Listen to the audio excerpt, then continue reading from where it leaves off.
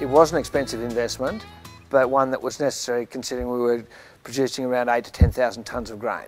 And if you do it on so if I only had it for 1 year, it would cost me $1.60 a tonne. Okay. If I had it for if I amortise it over 5 years and I grow 10,000 tonnes a year, it's going to cost 30 cents a tonne, which for the convenience of having it on farm, for the ability to segregate grain, and for the ability to harvest when the moisture's right, or when you feel. If I said to myself I wanted to harvest at 14% or 13.8% or 13.6%, I could very comfortably do that with the FOSS.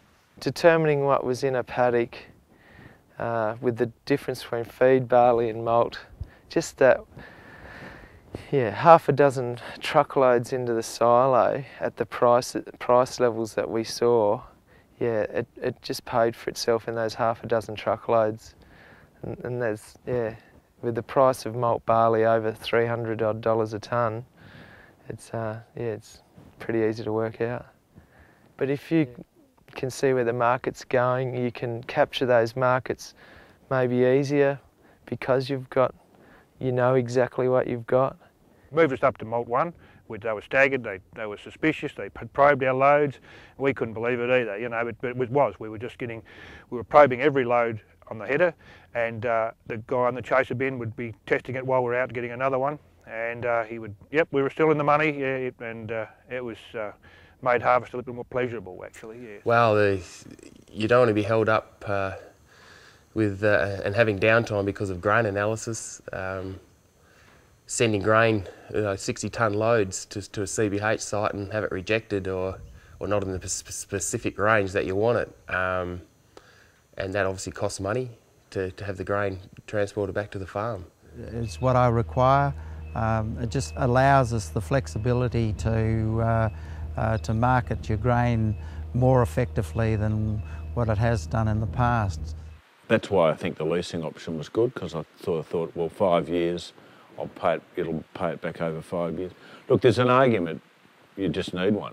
It's paid for itself very quickly because a B double load is 40 odd tonnes. The spread on barley was $100 a tonne. So if we took, it was more than 100. Really, it was 100 to 150 at the point of harvest.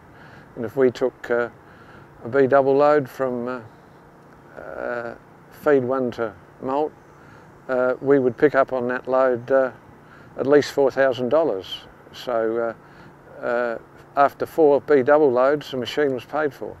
Well, when we started harvesting, the spread between feed and malt was close to $150. Oh, look, I think it's totally profitability. You wouldn't do it unless it was worth it. And being able to upgrade your grain, and wheat as well, they could maximise the price of the grain that they were growing and delivering.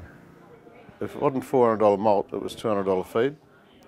So we had to clean a little bit of that seed.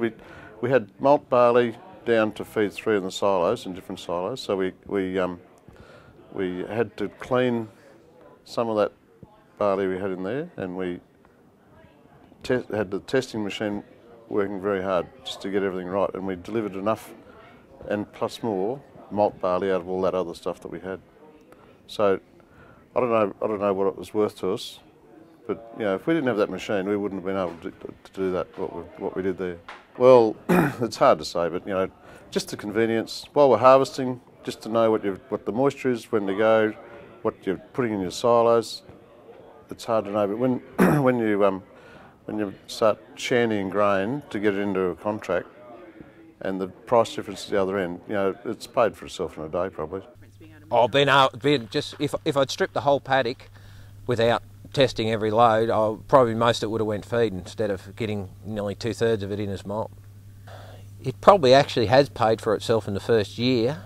Options, as I stated earlier, in the paddock, on farm, and for us into the future, that's going to be very important.